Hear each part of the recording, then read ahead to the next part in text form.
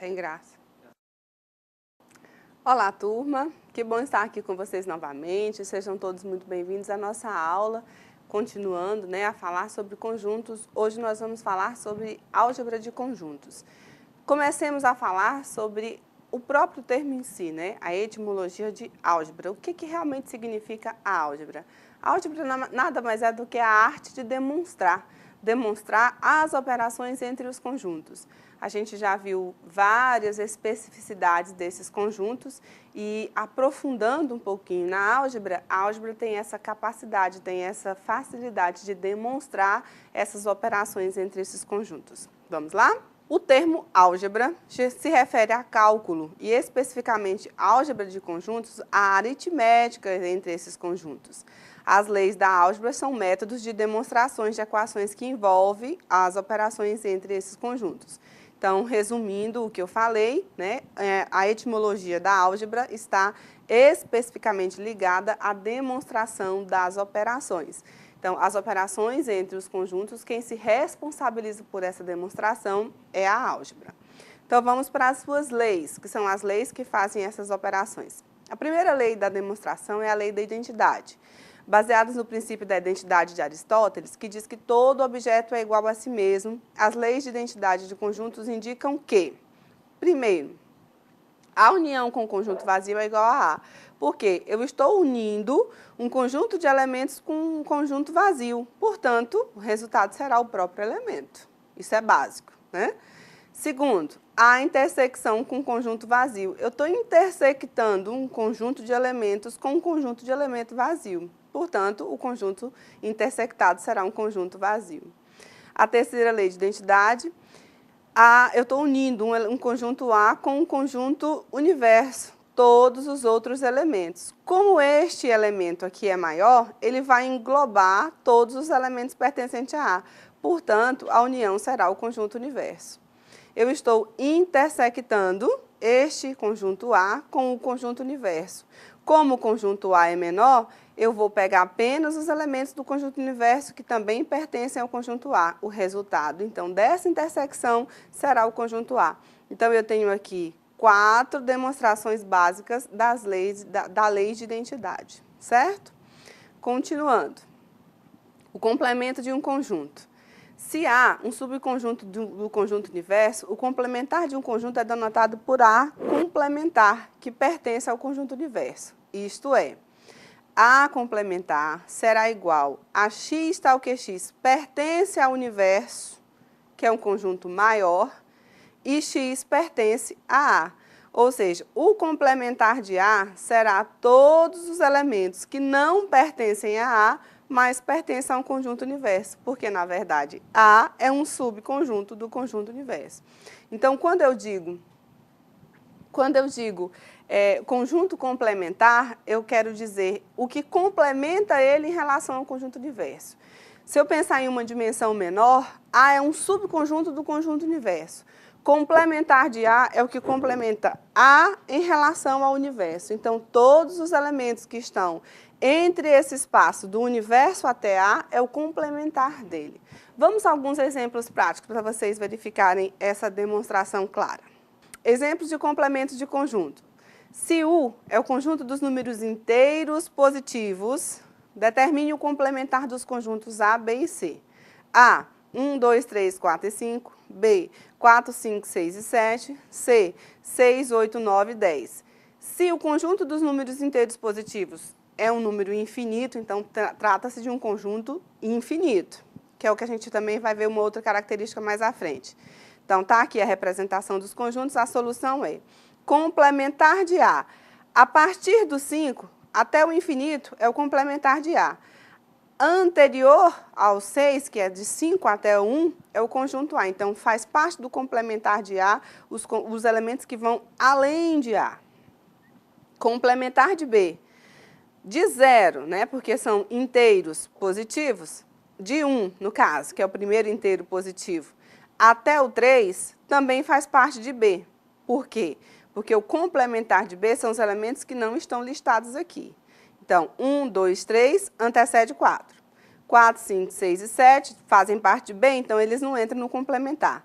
8, 9, 10, 11, 12 e assim sucessivamente, representados por esse símbolo de reticências. Então, isso complementa o conjunto complementar de B. Conjunto complementar de C, percebemos que o conjunto C começa no 6. Então, anterior a 6 também é complementar dele.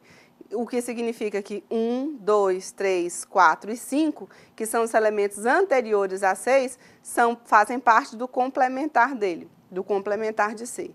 E posteriores a isso, que no caso 11, 12 e reticências representando o infinito, porque são todos os inteiros positivos, então fazem parte do complementar de C. Então, complementar de um conjunto é tudo que complementa ele em relação ao conjunto universo, mesmo estando no intervalo antes e no intervalo depois. No estudo das retas, na representação das retas numéricas, isso fica bem claro, né? Na intersecção de retas numéricas.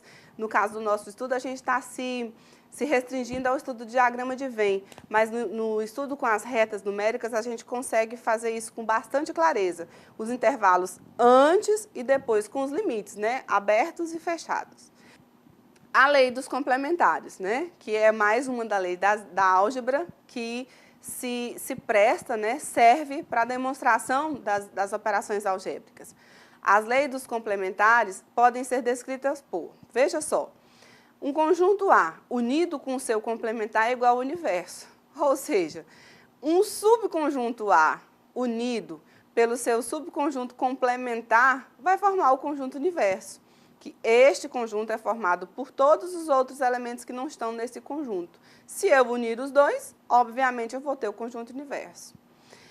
O conjunto A intersectado com seu complementar é vazio. Por quê? Porque eu não tenho elementos comuns aqui. Não tenho, porque o complementar são exatamente todos os elementos que não fazem parte deste conjunto até formar o conjunto universo. Portanto, eu tenho um conjunto vazio. Eu não tenho elementos comuns. Portanto, essa intersecção será vazia. O complementar do conjunto universo também será vazio. Por quê? Porque o conjunto universo são todos os elementos representados aqui no momento.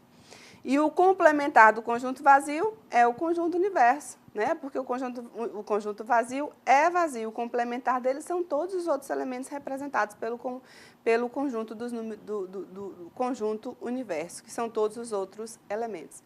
Então, temos essas 4 operações básicas aqui que nos ratificam a lei dos complementares, né? Que serve para provar, né? Para nos certificar de que as operações com conjuntos complementares se resumem a isso aqui, certo? Prosseguindo.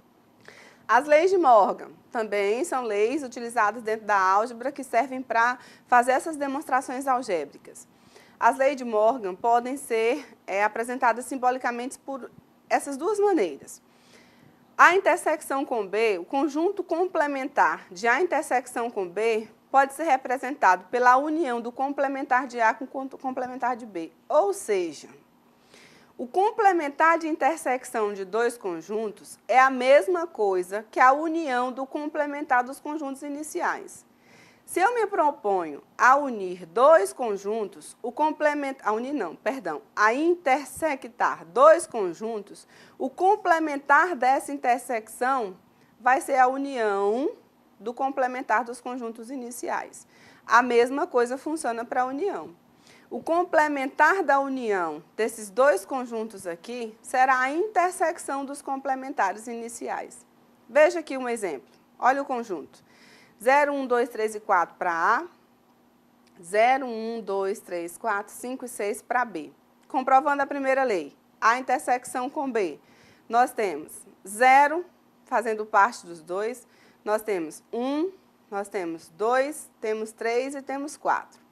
Então, A intersecção com B, o complementar disso, serão todos os elementos que excedem a intersecção desses dois conjuntos.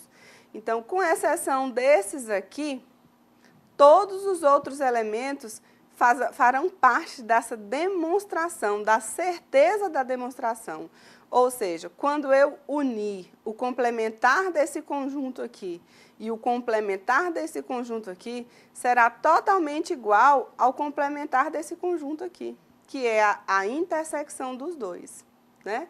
Então, quando eu conseguir fazer o complementar de A, o complementar de B, unir os dois, ele será totalmente igual à união do complementar desse conjunto aqui, que serão todos os outros elementos que não fazem parte desse conjunto intersectado entre A e B.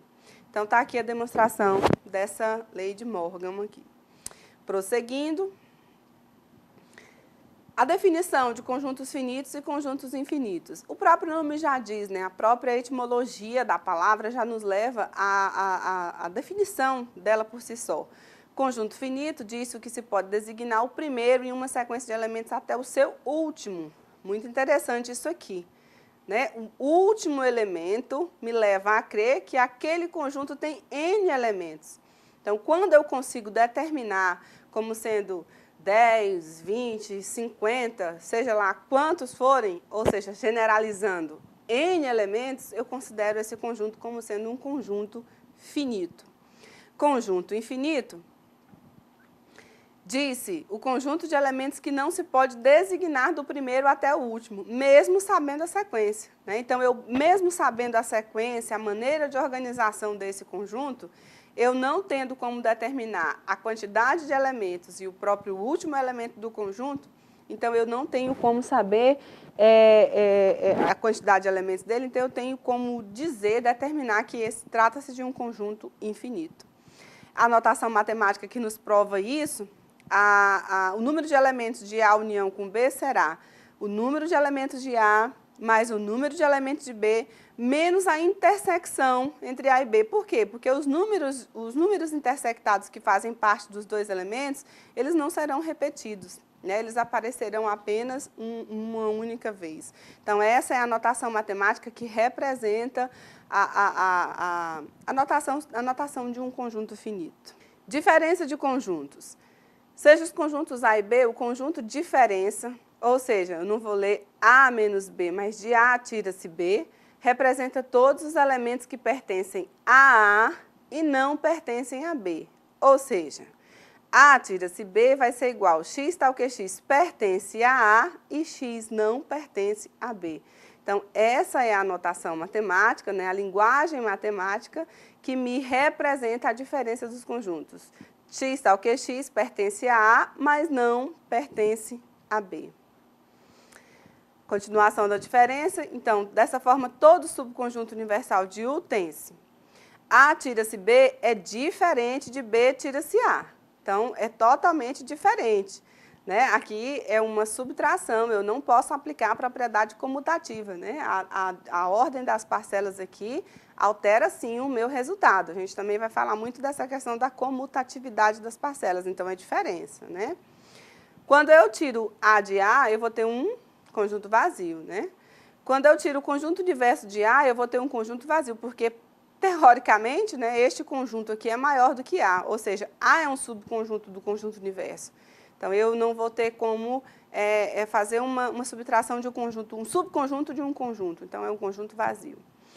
A tira-se B está contido dentro de A, né? Então, serão elementos que estão contidos dentro de A. Os conjuntos A tira-se B, A intersecção com B e B tira-se A são disjuntos, ou seja, são diferentes, né? E se A está contido em B, se, né, A união B tira-se A vai ser o conjunto B, será o conjunto B. Isso é uma demonstração clara. Exemplo aí claro de diferença de conjuntos, seja o conjunto A, B e C, determine A menos B, intersecção B menos C, e A tira-se B, união B tira C. Dessa forma tem-se, ó, do A tira-se o B, então eu vou desses elementos aqui tirar os elementos que tem B. Então, estou tirando 1, né? Estou tirando o 5 e só. Me sobrou o 2 e me sobrou o 10. E do B tira-se o C. Então, estou tirando aqui do elemento B o 1, que tem no C, o 3, que tem no C. Então, sobrou quem? O 5 e o 15. Então, A tira-se B, intersecção B menos C, vai ser igual a um conjunto vazio. E unindo os dois, eu vou ter esse conjunto aqui, ó, 2, 5, 10 e 15. Então, está aí um exemplo claro de diferença de conjuntos. Princípio da dualidade, dando prosseguimento, ao substituirmos intersecção por união ou vice-versa, ou mesmo substituir união por conjunto vazio, em que o inverso dessa substituição também pode ser aplicado, chamamos o resultado dessa substituição de dual. Por que dual? Porque nós estamos tratando de dois opostos, né? Se nós estivéssemos tratando aqui do conjunto dos números inteiros, a gente poderia dizer que seria um positivo e um negativo, mas aqui nós estamos tratando de um conjunto universo e um conjunto vazio. Então, essa é a notação que representa essa dualidade. Veja só, o universo intersectado com B, unido com A intersectado com o vazio, é um conjunto dual do vazio unido com B intersectado com A unido com o universo. Então, são dois conjuntos duais. Está aqui um exemplo, né? Claro, conjunto A, conjunto B e o universo determine dual disso aqui. Então, a gente fazendo os cálculos aqui, ó, 3, 4, 5, 6, a intersecção acaba sendo o próprio B. Intersectando A com o conjunto vazio, eu tenho o próprio vazio. Aqui eu vou encontrar o próprio conjunto B, ó, fazendo esta operação eu encontro o próprio conjunto B. Portanto, dual, o universo intersectado com B unido A intersectado com o vazio, é isso aqui. Então, se eu faço a união do conjunto vazio com B, eu vou encontrar o próprio conjunto B. A unindo com o universo, eu vou encontrar aqui, ó, o próprio conjunto universo. Então, está aqui, ó, B intersectado com o universo, o próprio conjunto universo. Eis aí a nossa exemplificação da dualidade de conjuntos. Espero ter esclarecido um pouco das dúvidas de vocês em relação à nossa apostila. Qualquer coisa, estamos aí para discutirmos mais nos nossos fóruns, nos aprofundarmos nos nossos exercícios. E força, coragem, estamos juntos aí na nossa luta, na nossa batalha. E até a próxima!